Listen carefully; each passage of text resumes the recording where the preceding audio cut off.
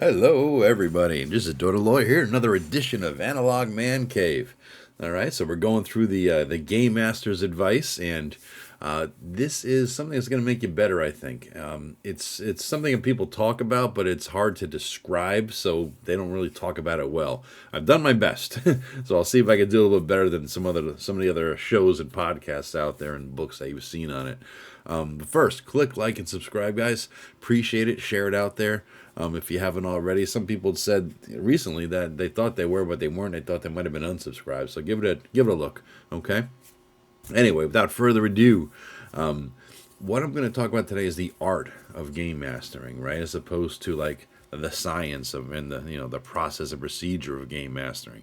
Now, I've been listening to this podcast lately. It's called the Founders Podcast. It's pretty good. This guy reads biographies of people who founded companies, and then he gives the highlights in terms of what made them great and successful. He breaks it down into personality traits as well as their approach to business. Now, in one podcast, he used an analogy I really liked. It's called chefs and cooks. A chef can take ingredients and follow a recipe and make a meal that tastes pretty good. It tastes okay. A chef can go back to first principles, understanding what makes meals good, and utilizing the same exact ingredients that are in that kitchen. He can make an amazing meal that nobody's ever made before. That's how I look at the art of GMing versus the science of GMing. The science that involves learning the rules and following procedures and processes to run a game at the table. And I'm going to get into all that later. That's going to be a big chunk of this show as well as the book I write. But that can be taught. You can learn it with some practice and you get okay with it, right? After all, learning dice and learning process and combat and all that, it's not that hard. But the art, on the other hand, that takes a lifetime to master. If you could ever really be so arrogant as to say you've mastered it. I mean, I've been doing this thing for 40 years, and the better I get, the more I know I still suck and have a long way to go. You want to know you suck? Go to a convention and watch a really great GM just run something. Just watch them. You don't have to play in their game. Just sit back and watch. You'll see. There might be a lot of other people gathered around too, but you'll understand what I'm talking about. So, what is the art of GMing? Well, the best I could describe it to you is to say that it's adding you yourself to the recipes. You're doing things no other GM could do in precisely the same way. Any GM can say roll initiative and keep track of what's going on in combat, but a true artist can make the combat and every other aspect of the game come alive. Is in like his never-ending process of becoming a master of many little things that all add into the soup. God, I guess I'm hungry. I don't know. A lot of food analogies going on today. I divide the artistic side into two main areas, right, for GMing. The first is the pre-game prep, and the second is what you do in the game. So the pre-game prep, that involves things like figuring out what's going on in the world and the region the PCs are in, how it affects them and how they're affecting it. Then you got to figure out, well, what are the PC's goals and motivations, and what are the personalities of the players, because that's a different thing sometimes. And then you come up with a bunch of plot hooks. Once you got the plot hooks, the players hopefully bite one, and then you design the adventure for the next session, right? Now, I've seen many books telling you how to design the adventures. It's got to have, X number of rooms and so many tricks and traps and puzzles and X combat encounters per whatever square foot and meet the boss fight at the end. And the map. Now, the map must follow certain principles and guidelines that are well established and used within the industry. And if you're going to publish it, then it should have a layout and a format that looks just like this. And, if you do it this way, guys, you're a chef. I'm sorry, you're not a chef. You're a cook, all right? If you could add some flavor to it, some unexpected stuff that the players have never seen before, then slowly you learn to become a chef. Because becoming a chef involves, first and foremost, you're having no fear, you're following your gut on whatever you want to include. It means thinking outside the box in terms of design and layout. It means being willing to fail and look like a fool in front of your players and look like a loser. It means running a bad game, perhaps, right? But, you're risking they may not have a good time. But think about this. Every chef burns meals to learn how to become great. I can't tell you what to do here. Because I can't tell you who you are. Only you know who you are. All right? Only you know what you could add to the mix. But as Morpheus said, well, I can only show you the door. You're the one who has to walk through it. The door is following your gut intuition. And just add as much of yourself to everything you do. You've had life experiences no one in the 87 known universes has had. You've read things and know things nobody else does. All that stuff's mixing around in your head in a big swirling mess, and it's going to come out, all right, however you want it to. That combination of stuff in your head nobody else has right there. So use it, man. Put it all into your game. Go fucking crazy with it. As Goethe said, be bold and mighty forces will come to your aid. But really, as Nike says, just do it. All right? Just do it. As for the second area, the artistry you bring to running the actual game, that's kind of, believe it or not, it's a bit easier to describe in terms of like skills and abilities you could actually use and develop. First and foremost, you need to practice your improv acting. I hate to say it, but yeah, you're going to have to do NPC. You don't need to do voices, but you should, funny voices and stuff, but you should do, the way people speak changes depending who you're speaking with, right? A lord is going to speak all high and mighty, and a, lowly peasant's going to be obsequious, right? Little things like that, fear and anger and desire. Have all that stuff in your voice. It'll still be your voice, but, have it all in your voice. Now, you're going to hit wild situations, right, while playing these NPCs. You're going to have to learn how to wing it. Something that really helps, I think, and it's going to sound weird, and I don't ever heard anybody say this, but this comes from my own experience, right? Something that helps with this is to talk to as many random people as you possibly can.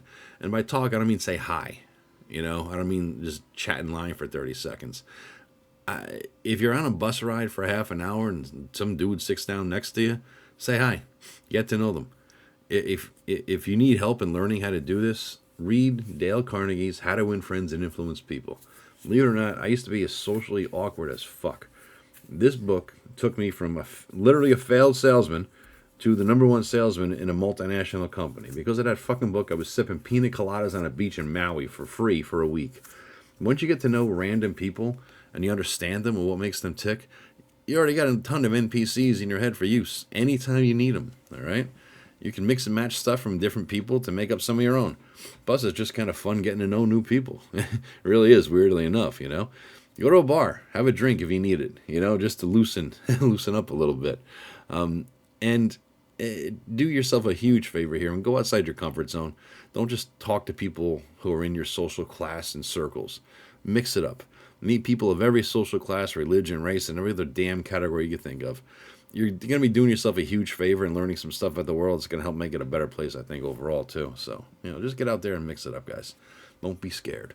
In addition to improv, you should learn to be descriptive in your narration. I'm bad at this. This is my worst thing, and I always look back and, God damn it, I should have done more. I should have done some. Sometimes I don't do any. It's like little things, like not just saying, you hit, or, yelling it out. Just say, your sword blasts through his shield, leaving a bloody gash across his face that it embeds itself in his shoulder. Right in the way that a novel would describe it. The novel wouldn't say, and James hit him with his sword. It's not how it goes, right? Don't go all like Gygaxian and shit on him, but just make it exciting, man. Just play it up. Get creative. You could even write a list of 25 phrases and have it in front of you to use during the game for reference. Don't try to force things either on NPCs or railroad them or have all roads mysteriously go to the same thing no matter what actions they take. As usually people do that because they're scared. They prepared this and they don't know what to do if the PCs, hang a left when they should have made a right, damn it. Just roll with it, man. Riff on it. And don't be scared. Don't worry if you need to take a few minutes to consider what to do either. I used to run a game about 15 years ago at a Mexican food place, weirdly enough. It was slow on a Sunday. We'd get there when they opened, and they were pretty much doing prep. And we'd play from 10 till 2 or something. And these players were crazy. They would drop wild shit on me all the time, man. My go-to move, I'd excuse myself, tell everybody to take a bio break, and I go get a fucking margarita. By the time they got back, I downed half the fucking margarita, and I had pondered, what they just did, how it affects everything. And then after 5 minutes, fortified with tequila, return to the table, and I got something ready to go. Don't be scared to take a break, all right? Especially if they drop big bombs on you, all right? Now, also, this sounds like a real little thing, but in my experience, it makes a big difference.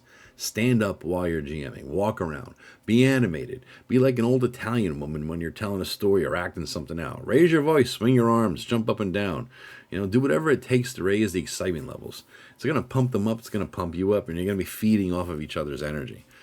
Physical things could help too, like music and lighting and handouts.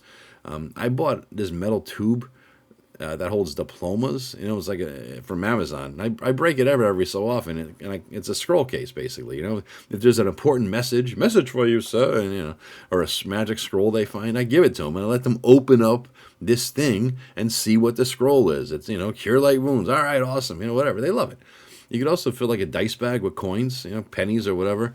Use it for things like for when the PC picks a pocket, or throw it on the table dramatically. Coins are copper, nickels are what? Silver, quarters are gold, whatever you want to do. You know what I mean? However you want to do it. And make sure you get your fucking money back, but And so if they say, how much money did I get? Boom, boom, here's 3 bags of coins. Let them fucking count it. They're not, at least they're not being forced to count money. I know people at cashiers can't even fucking count money anymore these days. But anyway, things like that, it really helps. Here's another thing. I talked about storytelling earlier a couple times, but storytelling techniques are good to learn because you could do like flashbacks or cutscenes, or even just a basic thing like having an NPC say, "Let me tell you a tale," and then he relates something cool. And do it in character. It's fun too. That way you're always in character. You're walking around the table, pretend that table's the table in the inn and the PC's are at, and you're the old man. Get a walking staff and just lean against it and lean into people. As you're telling the story, do it in character if you want. That's just kind of fun. One other fun thing I like to do: private conversations. I love this shit. You say, all right, so and so, all right, I'm gonna go talk to Bob the whatever. All right. Oh, all right, and you're not with the rest of the group. Okay, cool. Come over here, and me and him have this conversation. I'm Bob. He's the player, the PC, and then for 5 minutes, and the other guys are like, oh, what the hell are they talking about? And they come back, and it's always great when the PC comes back and tells them nothing. So now they're wondering, what the hell happened? What did he say? And even if he tells them something, you don't know if he just told them everything, right? This is especially good when there's like a conflict in the group or something, or different motivations, and he might have a reason to keep something out or keep it to himself, That's just cool. That's just a blast, really. I mean, it's something like that where you raise some inter-party, not conflict, between the players, but between the PCs. That's good shit, especially if they're good role players in your group. Last but not least, try to leave it on some sort of cliffhanger every session, like and a fireball erupts in your group. All right, got to cut it here, guys. Yeah, something like that. If they're all the players like, oh man, that's where you did a good job, and they're looking forward to the next game. I guess really, sum it all up here, guys. My overall advice is don't be scared to be weird. Let your freak flag fly, as I used to say in the 60s. I mean, face it, we're playing a fucking RPG. We're killing orcs with dice. You're pretty much in weirdo land already. Just fucking roll with it. All right? And I'll talk to you tomorrow, everybody. Hope you enjoyed the video. Click like and subscribe, please. Send it out to your friends. Share it around. Tell everybody how cool it is, even if you didn't think it was, because I appreciate it. All right. Thanks. Bye-bye.